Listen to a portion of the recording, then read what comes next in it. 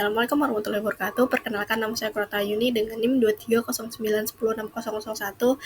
Kali ini saya akan menjelaskan jawaban saya untuk UAS struktur data. Nah, yang pertama itu kami disuruh untuk membuat program terserah bahasa apa, namun di sini saya menggunakan seluruhnya menggunakan bahasa C++. Yang pertama itu buat program untuk mendeklarasikan fungsi linglist yang berisikan value-nya itu 10, 20, 30, 40, dan juga 50. Nah, di sini yang pertama-tama yang ada di program yaitu mendeklarasikan struktur nota terlebih dahulu. Nah, di sini kita mendeklarasikan untuk datanya yaitu integer, kemudian pointer ke node selanjutnya. Nah, setelah itu terdapat fungsi print node-nya. Jadi buat nge-print seluruh value yang ada di node tersebut. Nah, di sini kita membutuhkan yang namanya variable temporary. Jadi dia untuk mengecek seluruh link list yang kita punya. Nah, di sini kita mendeklarasikan temporary yang mulainya tuh dari head-nya terlebih dahulu.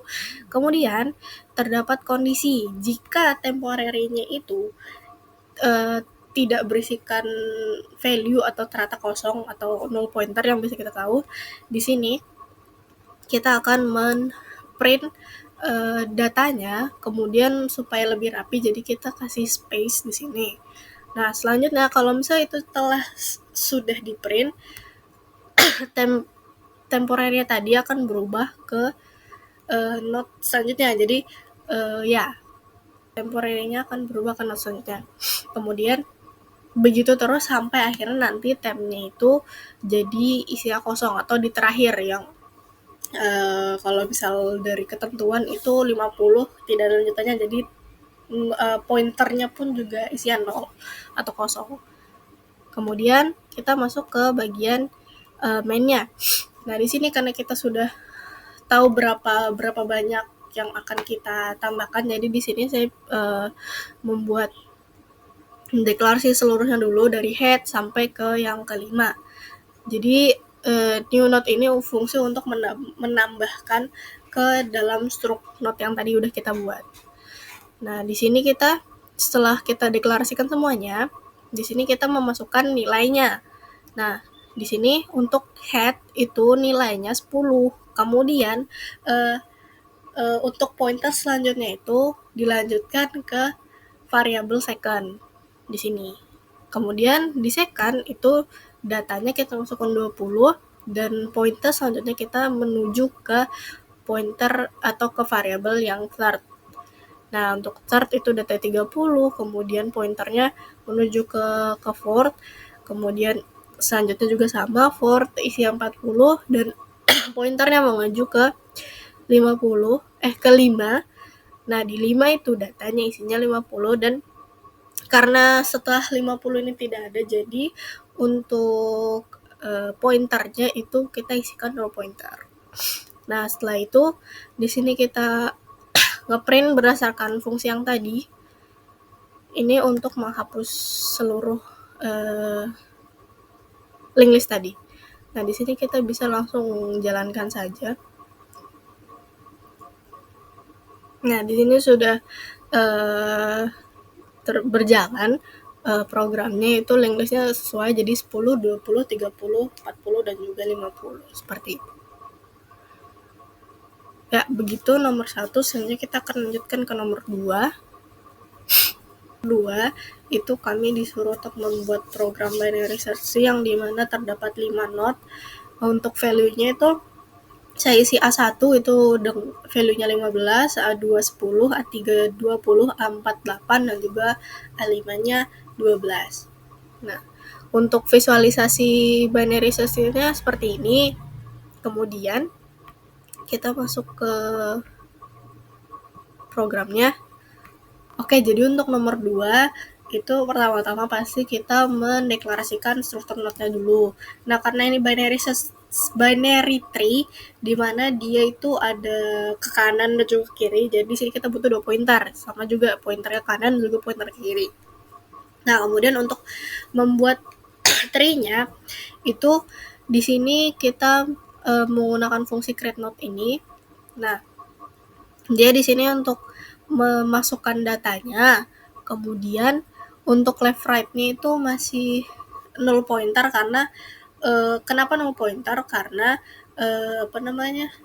dia itu harus menunggu inputan selanjutnya terlebih dahulu untuk menentukan apakah inputan selanjutnya berada di kiri dan juga di kanan. Jadi kalau misalnya kita baru namain yang pertama, jadi otomatis dia belum punya anak seperti itu.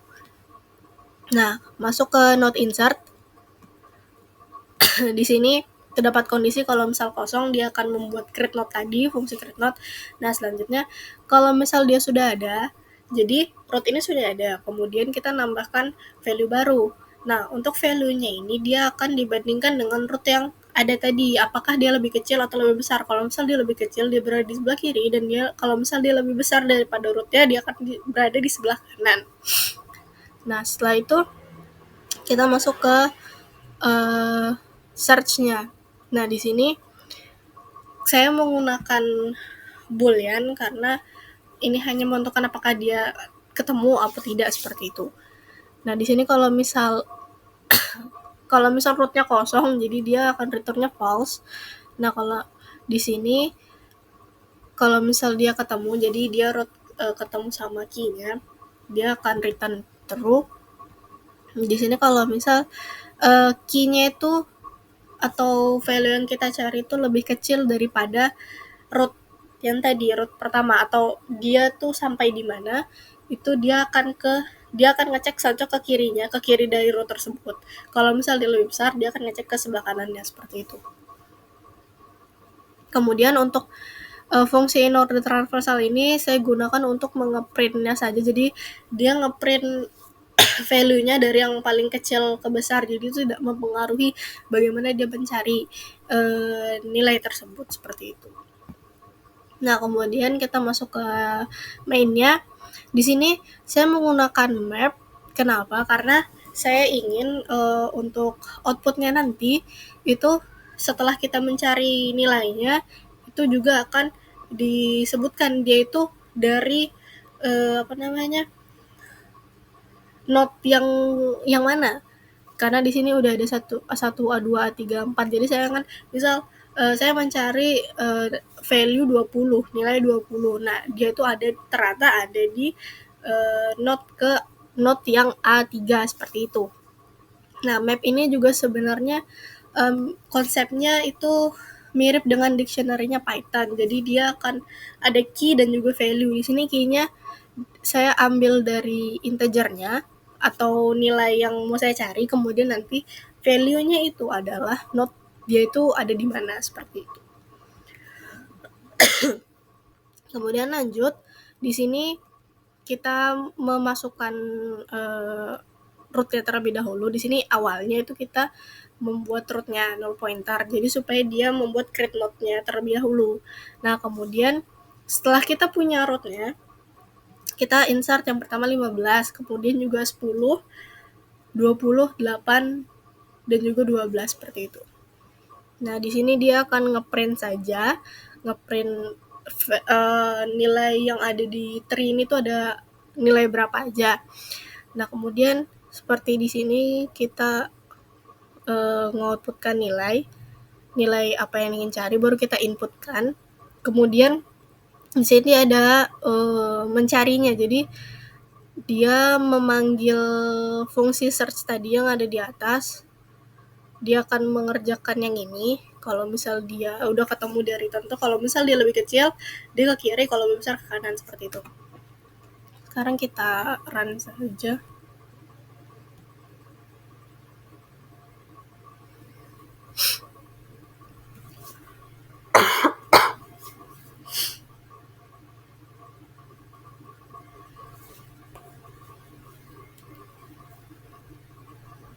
Nah, di sini seperti yang saya bilang, untuk in order transversalnya ini untuk mengeprintnya saja, mengeprint seluruh value yang ada di tree.